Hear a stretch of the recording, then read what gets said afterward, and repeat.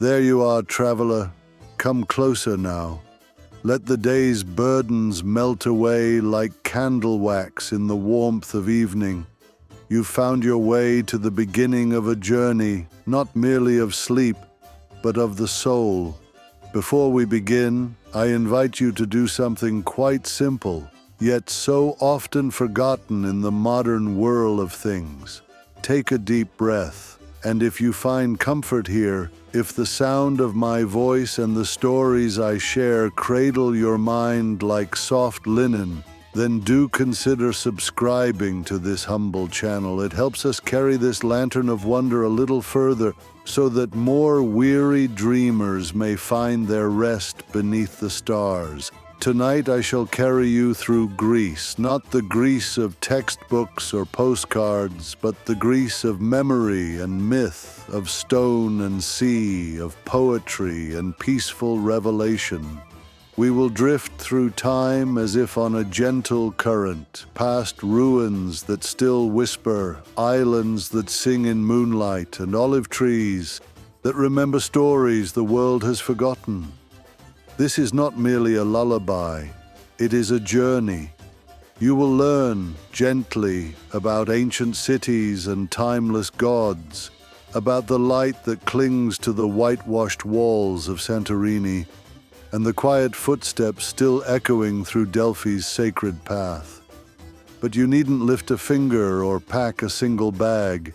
You need only lie back and allow your imagination to be guided by mine. Let the night unfold its tapestry above you, and as the stars rise, we shall begin our dream-soaked passage through the land where history sleeps with one eye open, Greece. Our journey begins in Athens.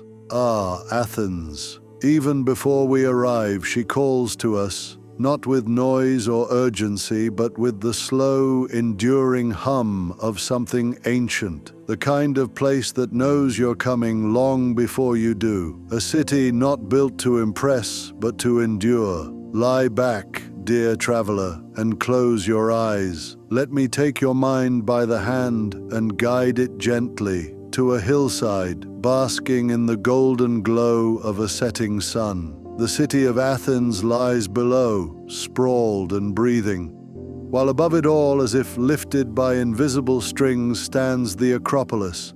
Do you see it? Not quite a castle, nor a fortress. It is a templed plateau carved by hands long returned to dust. Marble columns reach skyward like quiet prayers, and though chipped by time and wind and war, they still stand, even now, even tonight. Let us walk there for a moment, in thought, not in footfall. The wind is light here, carrying with it the faint scent of time and stone. We step slowly, as all must in sacred places. And there, at the heart of the Acropolis, rises the Parthenon, majestic, severe, and strangely delicate. It was once crowned with statues painted in rich colors, long faded to alabaster. But even bare, it speaks volumes, not loudly, no, but with the slow dignity of something that has seen empires rise and fall and remained. The screen shall now fade to darkness, gently dimming the world around you so that nothing may distract you from rest, peace, and the journey ahead. Follow my voice and let it guide you softly into calm and tranquility. Now let's continue. This temple, dedicated to Athena, the city's patron goddess, has watched over Athens for nearly 2,500 years. Imagine that. Athena, goddess of wisdom, strategy, and just war. A curious mixture, is it not? It was said she was born fully grown from the head of Zeus. A myth, of course, but a telling one. This was a city that did not worship frivolously. It gave its name to intellect, to thought, to the beautiful burden of thinking too much and too well. Let us descend now slowly into the city below. We pass crumbling steps and fig trees leaning toward the sun. The stones beneath our feet are smoothed by centuries of sandals and sandals alone. No carts, no clamor, just echoes. We arrive in Plaka, the oldest neighborhood in Athens.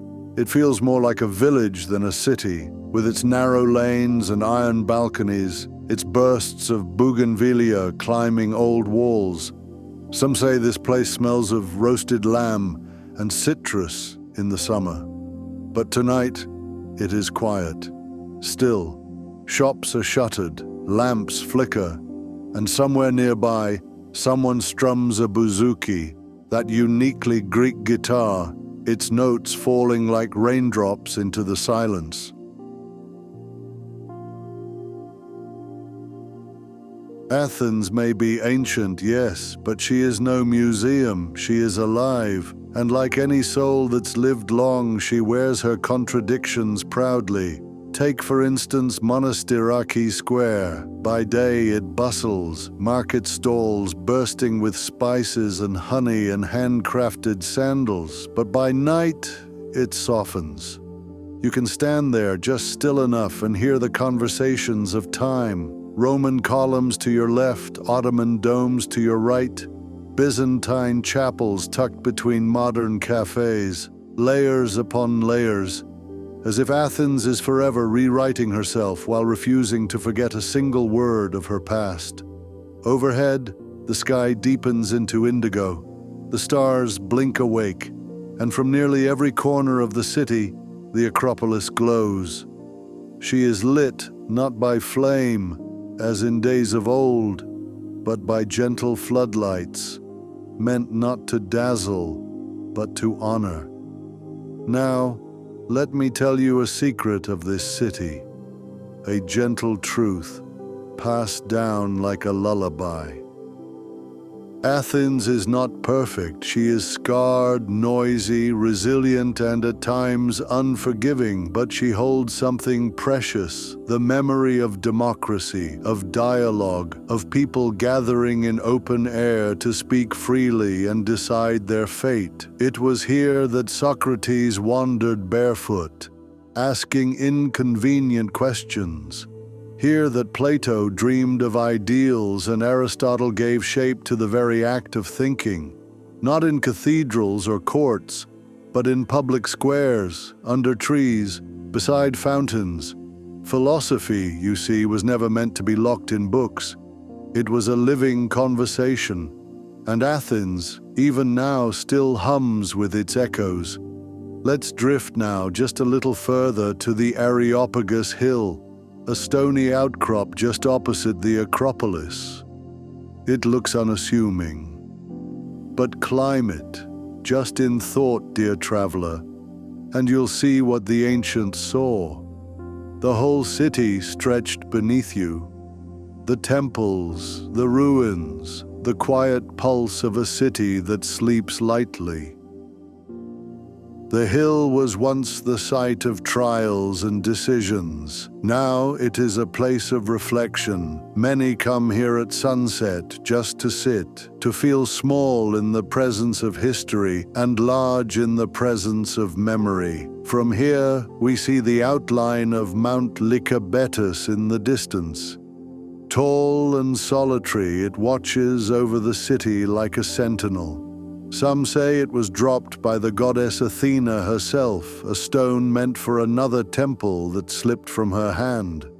Perhaps, but tonight it is simply there, dark against the sky, like a dream not yet spoken aloud.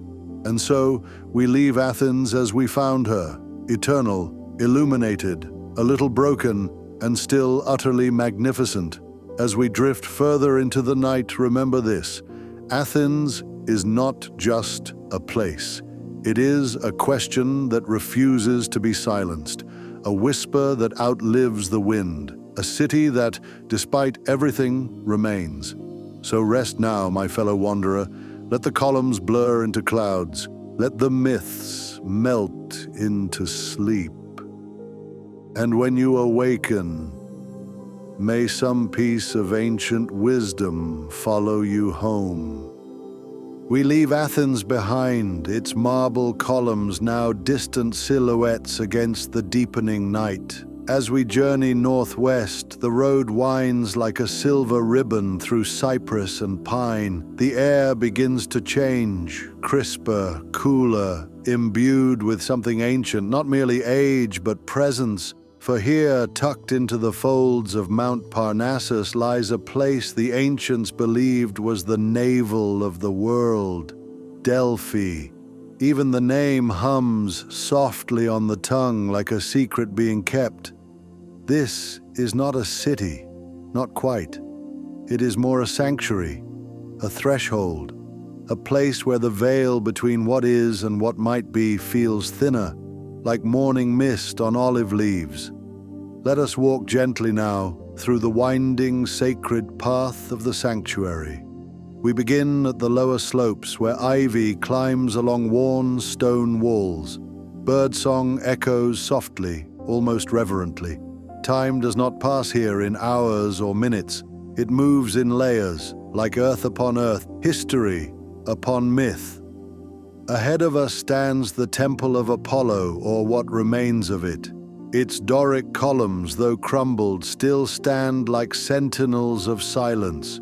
Here, for over 1,000 years, seekers came from across the known world. Kings, generals, farmers, philosophers, all drawn by the promise of an answer. For it was here, in this very temple, that the oracle of Delphi once spoke. She was called the Pythia, a priestess chosen by the gods, or perhaps by something even older.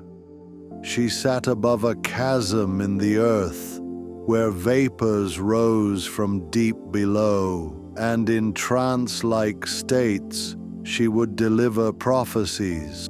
Not in plain words, mind you. Oh no, the divine rarely speaks so simply. She spoke in riddles, poetic, cryptic, and yet always precise in their mystery. It is said she warned Croesus not to cross a river. She guided city-states to rise and fall. Even Socrates was told by her that he was the wisest man in Greece because he alone admitted what he did not know. And so, you see, Delphi was not just a place for answers. It was a place for questions, the kind that live in the marrow of your bones. Let us sit now for a moment on one of the ancient stone benches, the same kind that pilgrims would rest upon after days, even weeks of travel. They came dusty, tired, wide-eyed, and perhaps you too, even in imagination, feel a bit lighter, quieter, as if the very air encourages stillness. Above us the mountain looms, not threateningly but protectively. Mount Parnassus, home to the muses in myth. Poets and musicians once believed their inspiration flowed from its peaks. It is easy to believe here.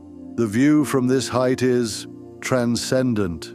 Olive groves stretch like green waves across the valley below.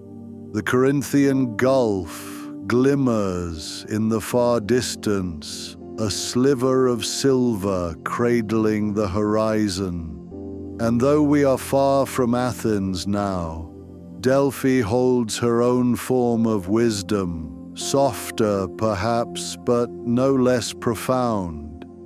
Let's wander a little further, shall we, to the Tholos of Delphi, a circular temple that seems to rise straight from the earth, its symmetry as precise as it is mysterious. We still don't know its exact purpose, a shrine, a monument, a sacred center. Perhaps, like many sacred things, its purpose was to be felt, not understood.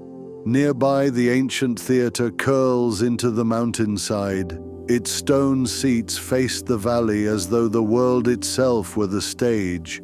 And maybe it always was.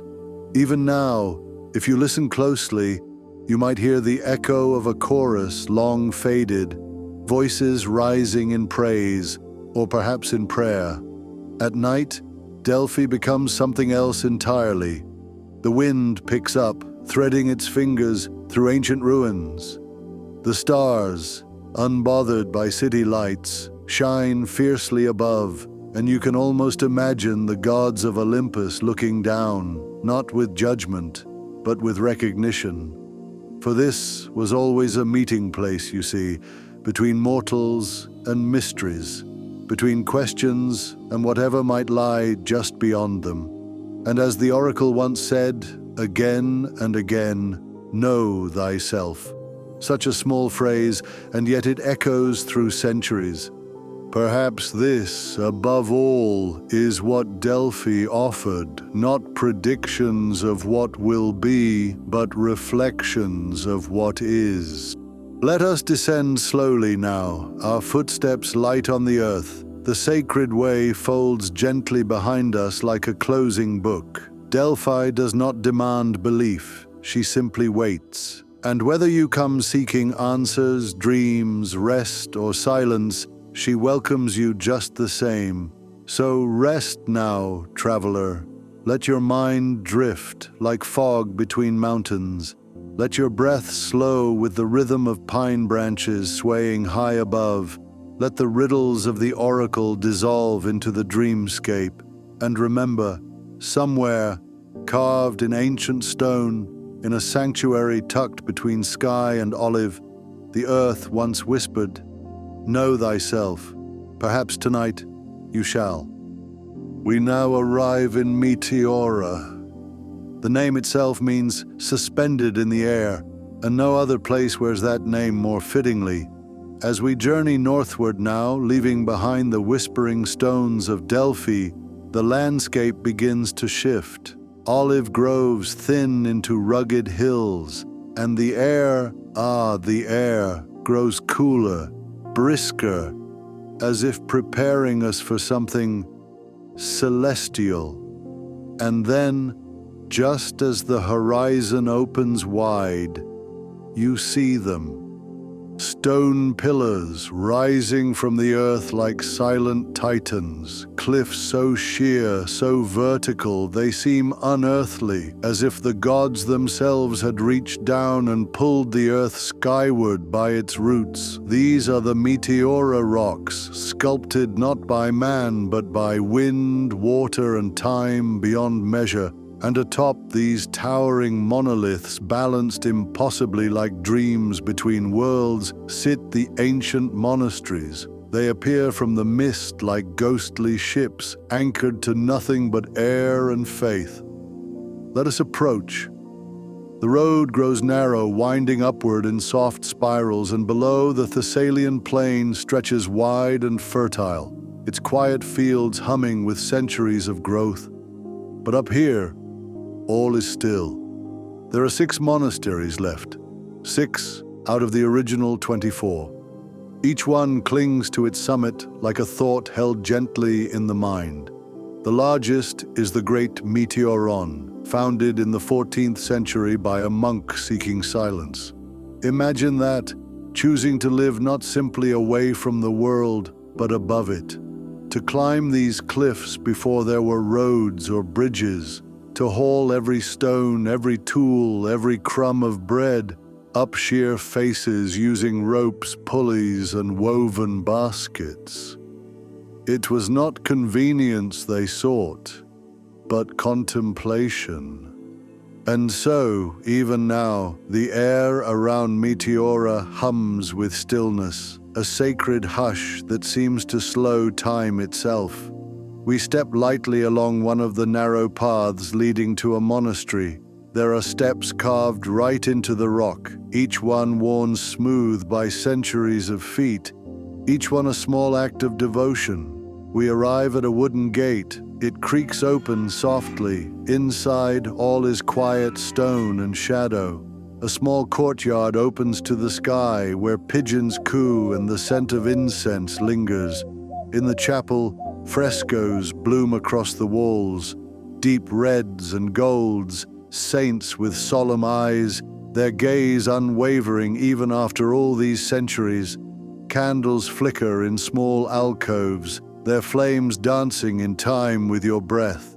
It is not grandeur that fills this space, but a profound, gentle reverence. We sit for a moment on a stone bench near a small window. Outside, the world falls away, thousands of feet below. All you see are clouds curling at the edges of the cliffs and birds riding invisible currents between the stone giants. There is something in this height that changes the rhythm of thought. Concerns become quieter, ambitions softer. Time stretches like mist over the valley. A monk passes by, his sandals brushing the stone. He offers a quiet nod, as if to say, "You are welcome here." Indeed, one does not need to belong to a faith to feel the sacred in Meteora. This is a place that belongs not to religion, but to the practice of stillness, and perhaps that is its true gift to us. In a world that so often demands noise and speed, Meteora offers only silence and the sky. Let us wander a little more. Out along a narrow terrace, the wind picks up, pulling gently at your sleeves like a child seeking your attention. Below, a hawk circles with effortless grace. Above, clouds drift so near you could almost touch them. Here, between earth and heaven, the line blurs, and you begin to understand why monks came here centuries ago, not to escape the world, but to find a truer way to see it. Perhaps they believed, as many still do, that when one rises above distraction, clarity follows. And perhaps they were right. As the afternoon slips into evening, the monasteries begin to glow in the soft amber of the fading sun, each dome and cross outlined in gold as if briefly touched by something divine. Shadows stretch long across the stone, and the cliffs blush a deep, serene rose. It is a quiet farewell. But Meteora is not a place that asks to be remembered with fanfare. She leaves her mark in silence, like a whisper that lingers long after the words are gone. As we descend now slowly, you may notice that you feel lighter, as though something heavy was never yours to carry in the first place. The road curves once more through forest and dusk. The monasteries fade behind us, but not from memory. And so we leave Meteora as the monks did each evening, in silence, with hearts a little more still than when we arrived. Let your breath slow now. Let your thoughts settle gently like dust on stone.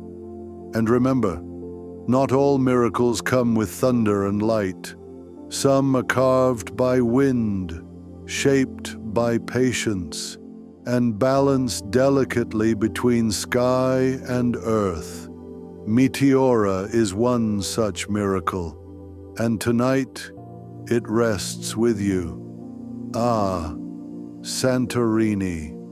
We travel now southward across the shimmering Aegean Sea. The wind hums gently against the sail. The waters glisten like scattered sapphires, and far on the horizon, a crescent-shaped island rises from the blue, half-mooned and crowned in white. This is Santorini, or as the ancients called it, Thera, an island shaped not only by nature, but by fire. For what you see now, this cliff-ringed paradise was born of a volcano, its heart once molten and wild. The great eruption, some 3,600 years ago, tore the center from the earth and left behind this caldera, this sea-filled crater ringed with land, a sleeping giant of stone and salt. But you wouldn't know that from your first glance. No, from here, Santorini looks like a dream drawn in chalk and gold. Whitewashed houses spill down the cliffside like icing over a cake, and blue domed chapels blink up at the sky as if in quiet conversation with the heavens. We arrive in Fira, the capital, and though the island is small, it feels infinite in layers. Cobblestone paths twist and curl between sunlit balconies, flowering vines, and the quiet clatter of cafe cups. Somewhere, a wind chime sings. Somewhere else, a cat naps in the sun, unconcerned with time. Let us walk, shall we? No rush. Santorini teaches you to pause. Every turn offers a view of the sea, of the cliffs that plunge thousands of feet into the Aegean, of white walls kissed by the orange blush of sunset. Ah, yes, the sunset. Santorini is famous for many things, its wine, its beauty, its volcanic soil, but none so beloved as its sunsets, and nowhere more so than Oya, perched at the northern tip like a pearl on a crown. We journey there next, slowly. Along the edge of the caldera, the path grows quiet, save for the distant cry of gulls and the occasional murmur of lovers passing by. And then, Oya, a village suspended between light and water. Its buildings seem carved from cloud and coral, touched by the sun's last warmth.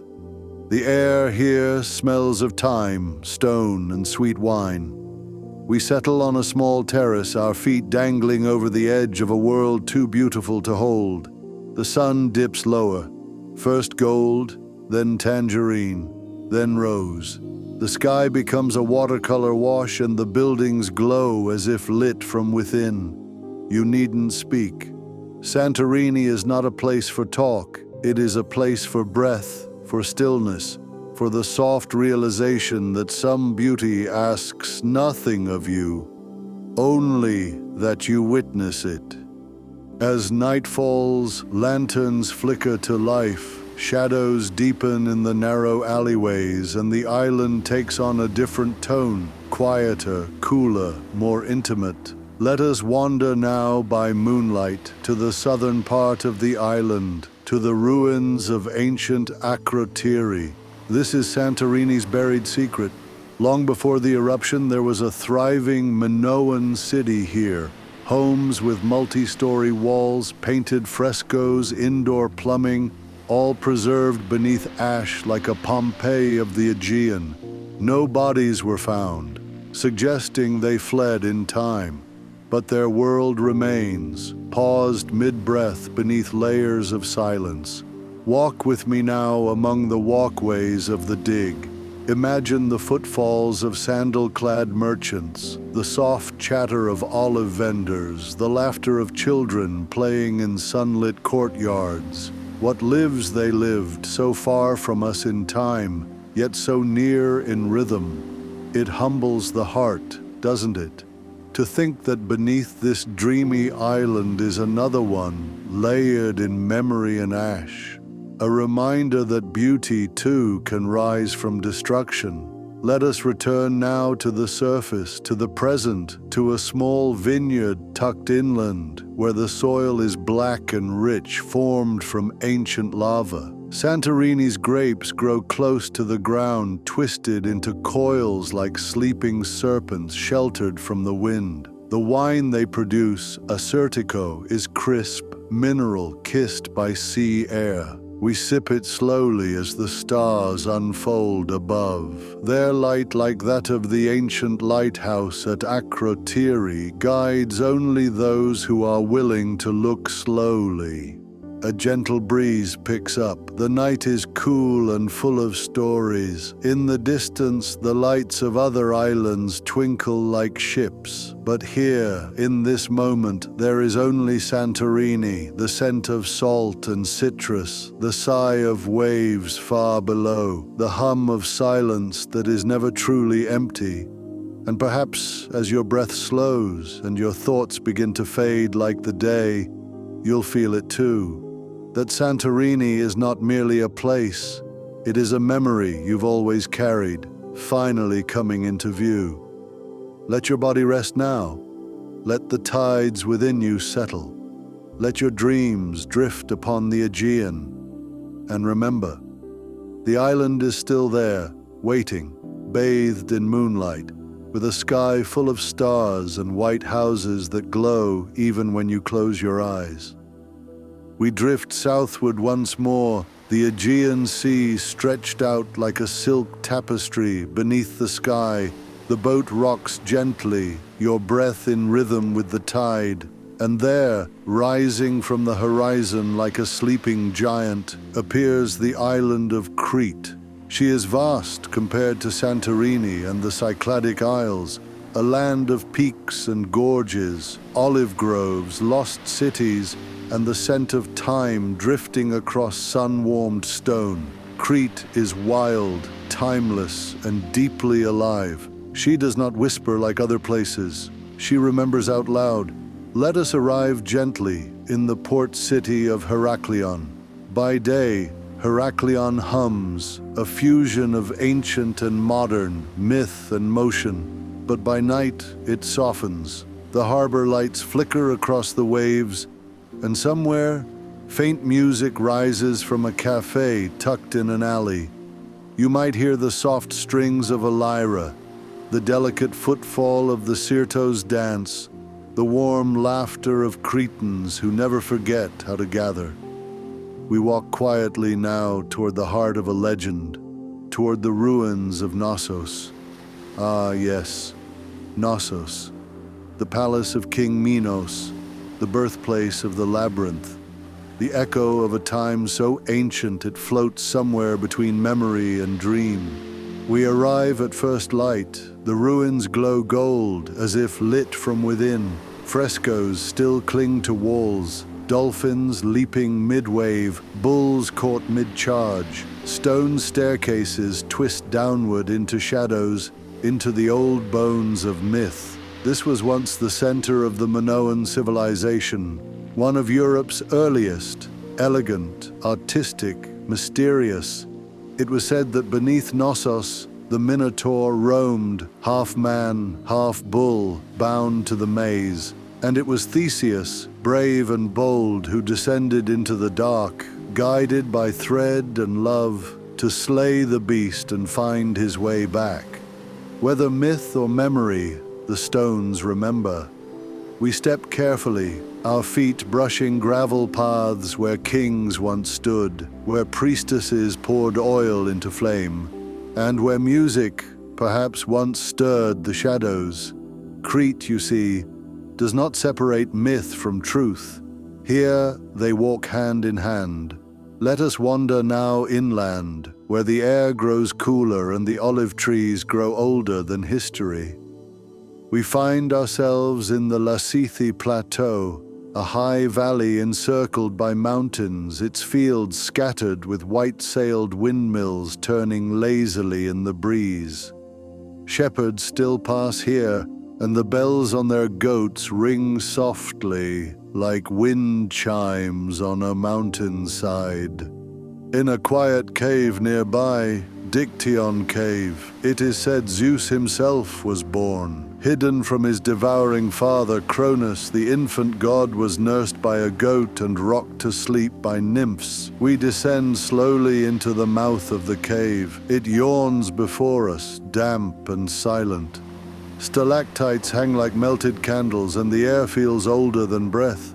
Here, in the stillness, we feel something sacred, not loud or grand, but present.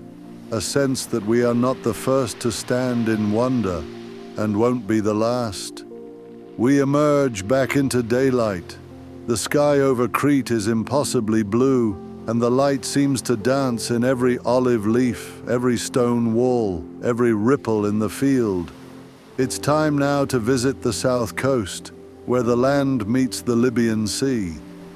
Let us travel to Lutro, a tiny village only reachable by boat or foot. Whitewashed buildings curve around the shore like a sleeping crescent.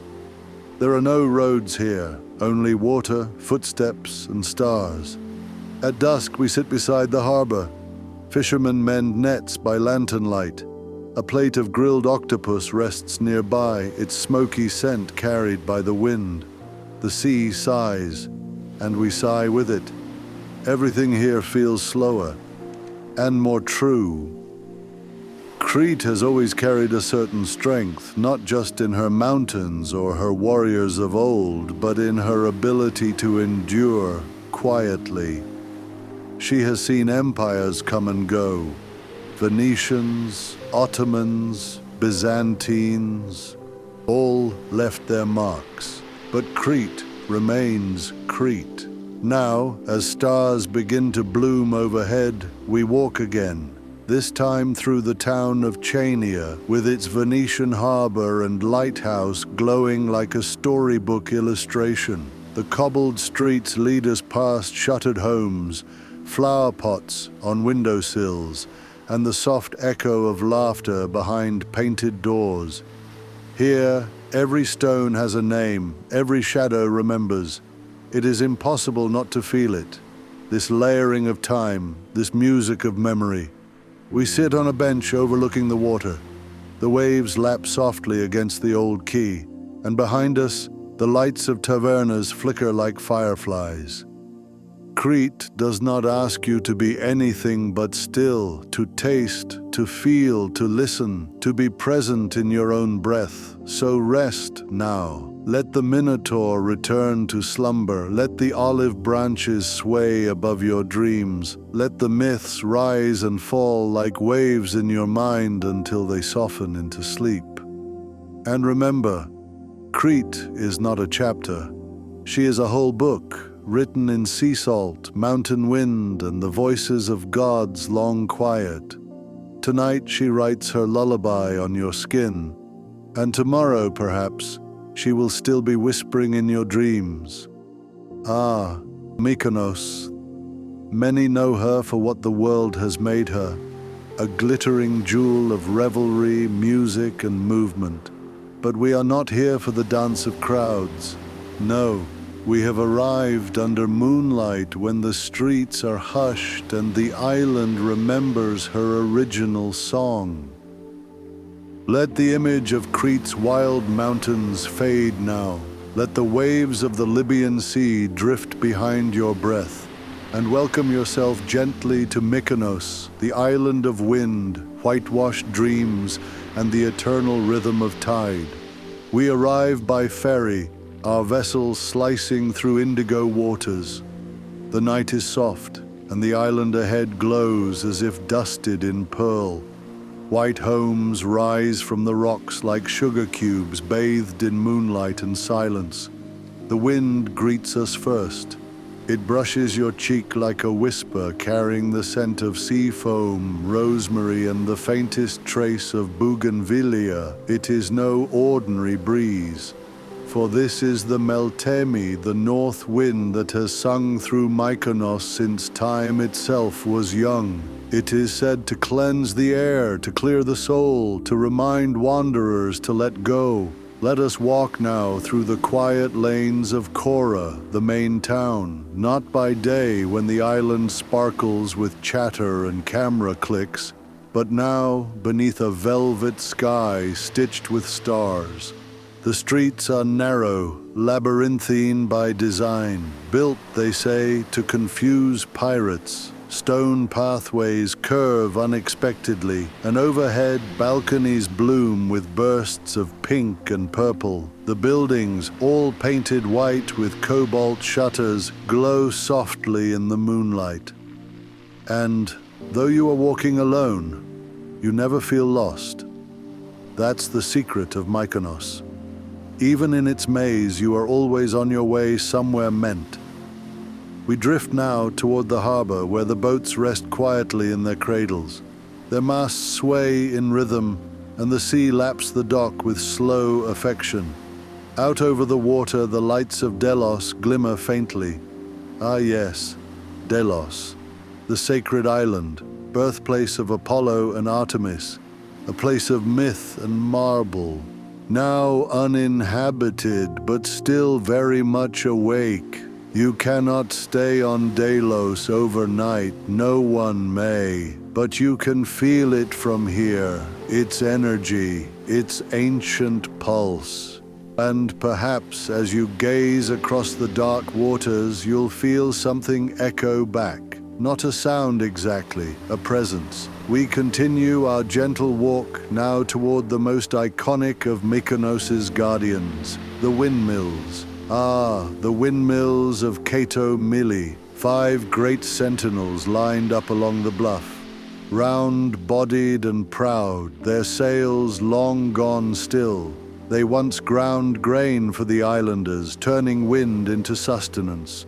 Now, they simply watch. By day, they are photographed endlessly, but by night, they are something else, silent witnesses, white domes against a black sky, monuments to patience.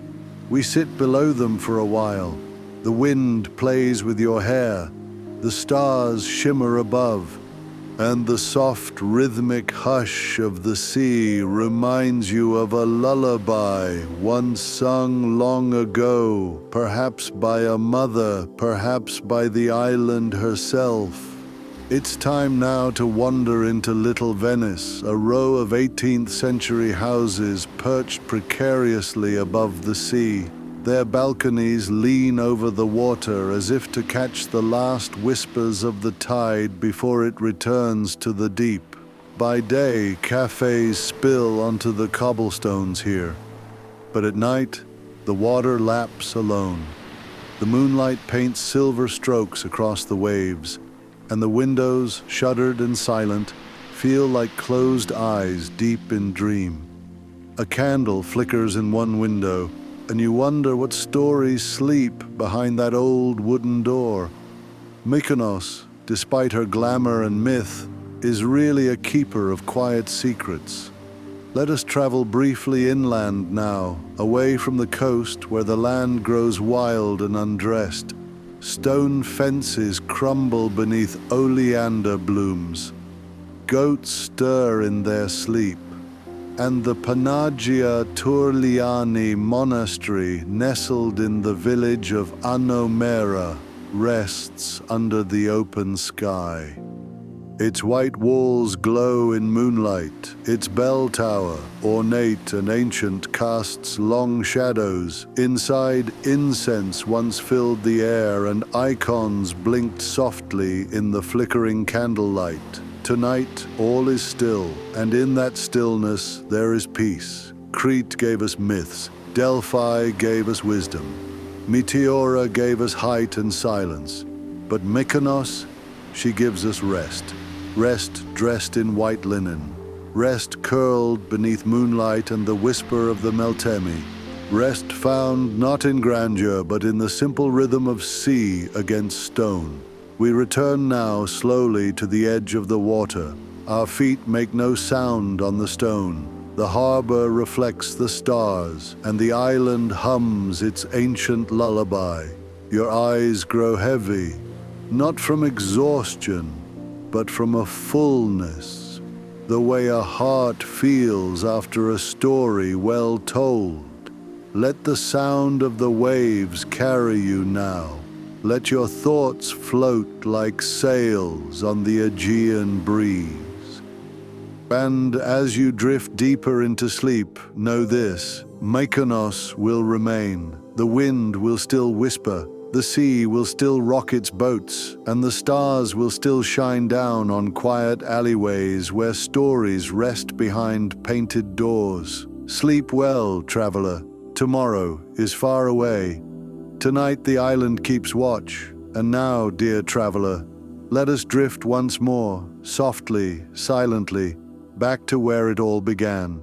To Athens, the city of wisdom and wonder, now wrapped in midnight's gentle shawl. We return not on foot, nor ferry, but by memory.